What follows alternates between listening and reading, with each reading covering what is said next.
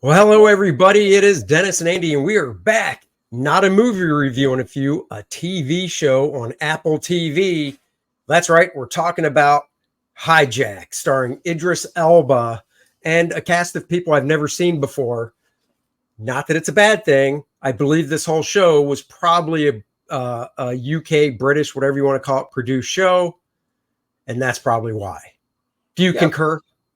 Yep, I do. It's I think it was probably moderately low budget. Mm-hmm. But hey, when flight KA-29 is hijacked during its 7-hour journey from Dubai to London, corporate negotiator Sam Nelson, played by Idris Elba, has to use his professional skills to save everybody's life on board. Oh, I turned Dennis onto this, and he thanked me greatly for it because he was like, "Wow, this is great." Um, so, with that being said, it starts off. Idris takes this flight. He's on it. Boom! It gets hijacked by I think it's like 5 people. You don't know anything about them. You don't know why it's being hijacked. Um, there's some nice twists and turns in this. The one thing I thought they did exceptionally well was it's 7 episodes. At the end of every episode, I thought they did a hell of a job with the cliffhangers to make you wait to the following week. Yep, I agree with that.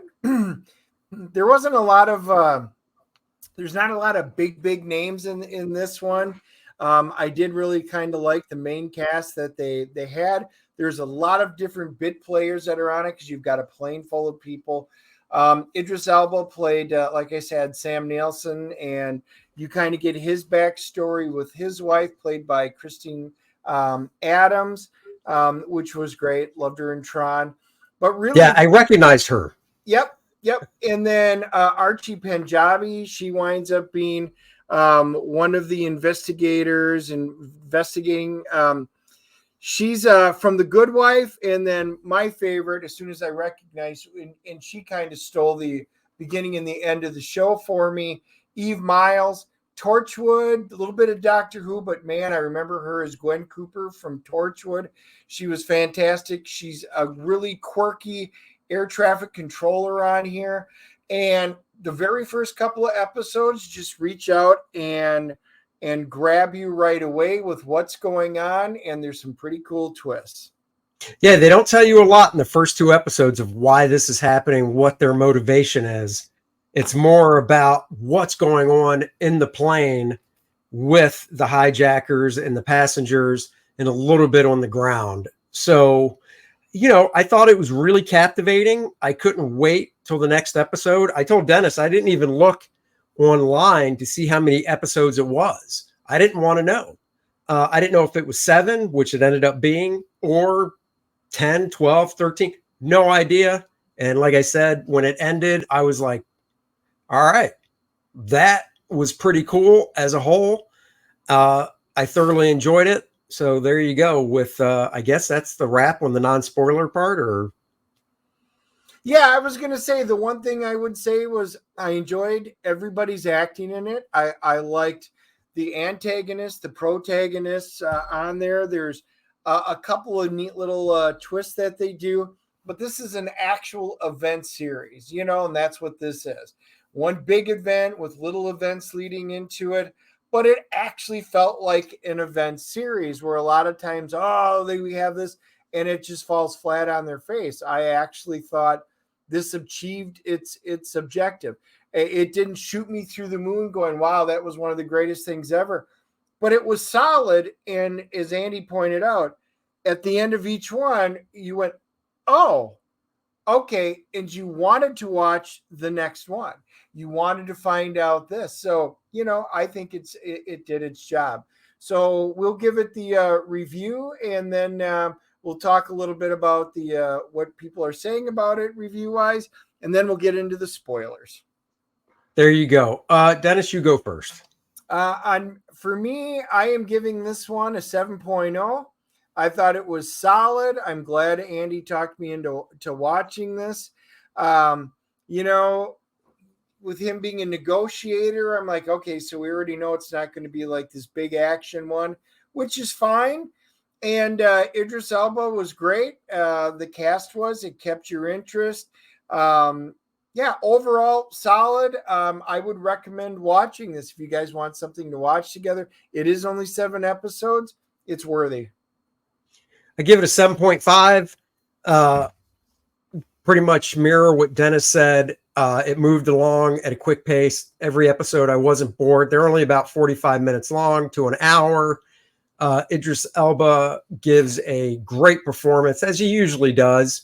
And he's a big guy, and they could have went the lame way, which is I'm going to be an action star, and it wasn't. It was all very meta, thought-provoking on his side of how he was going to kind of move the chess pieces around between the hostage terrorist takers and even the hostages on the plane. He was using his pawns to negotiate through this. So yeah, 7.5. There you have it. Is there a IMDb or Rotten Tomato? IMDb rating, I'm pulling it up, is a 7.5. So overall, you're dead on.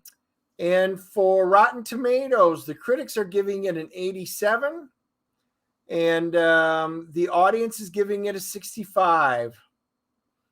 Oh, there you go. So we pretty much got it on the money. And now, 3, 2, 1. That's your chance to leave. It's the spoiler part of the review. Go ahead, big guy. All right. So spoiler wise, as I alluded to earlier, I enjoyed all of the characters that there went in there. There was the Karen character that you wanted to literally open up the door and throw her off the plane. There is the you got to have one of those. You got to. You do, and she looked like a Karen. She acted like a Karen. It was very well on there. Ben Myles played, which I forgot to mention earlier. He plays the pilot, the captain he played Patrick from The Coupling, which is one of my favorite comedies. It's a UK comedy, and he was awesome in it. They did a nice job of you trying to figure out what's going on the plane, and then we're going to cut to somebody's house and Wetworks is happening. And why is Wetworks happening? Cut over here. And then we're going to cut into the room because the UK government and the plane authorities, and they're all trying to get together and figure out what their options are. There was something going on, and you're like, well, I wonder who they want to release from prison. Oh, there it is. It was on there. But is it what you think it is? No, probably not. They do a nice job of throwing curveballs in when you kind of least expect it. The question is, are you like the big one at the end when one of the ladies, and I can't remember if her name was Robin but she winds up taking control of the plane, locking the door. This like, basically you see this it coming.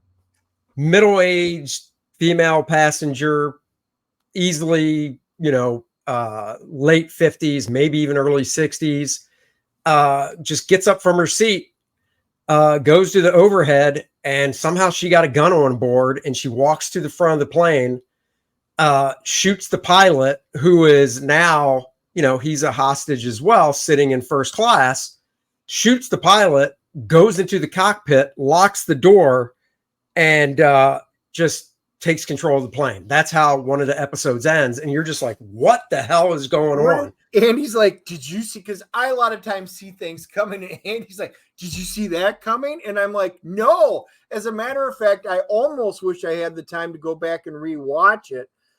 Was there something? This is the part that I hope is the case. Was there something in there that would have alluded at least a hint of that she was something more than what she was, and that I just missed it? I almost hope that's the case. Otherwise, it's just well, you wouldn't have known that, but out of the blue, here's your twist. I don't like that, because you want to be part of the narrative. You want to help figure out who, what, where, when, why, and how, kind of like a murder mystery. You always want to be a part of it as an audience member.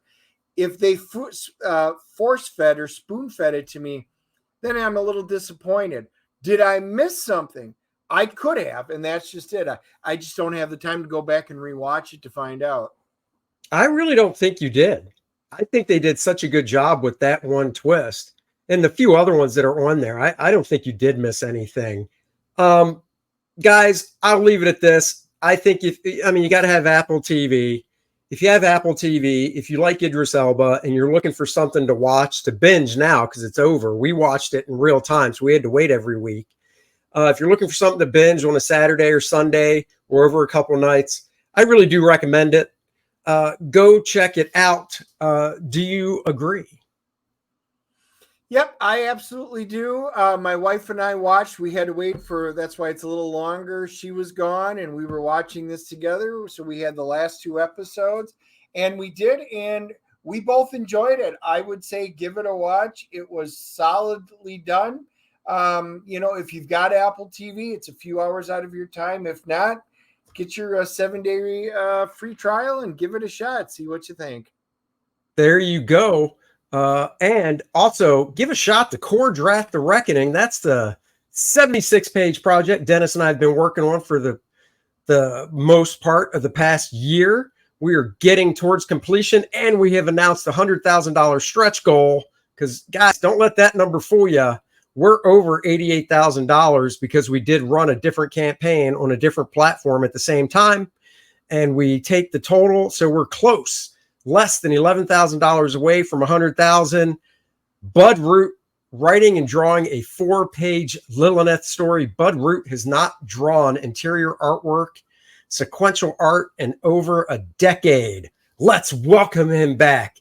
Guys, if you've already backed it, thank you from the bottom of our hearts. If you haven't, back it now because now you can go back Bud Root's variant cover and you'll not only get his cover, but we crack 100, you will get his 4-page story as well, making it an 80-page book. I could go on about the story and all that, but I'd rather you click the link below and take your time to peruse it, read the first 8 pages on the Indiegogo site, or click that link to go read the first 11 pages at Kor-Drath.com.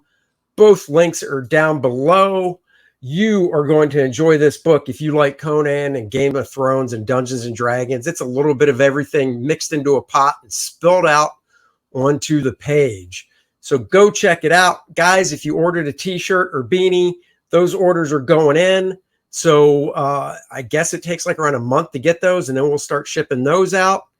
And other than that, everybody, I want to say it before Dennis, live long and prosper. As Darth Vader likes to say. Goodbye, everybody.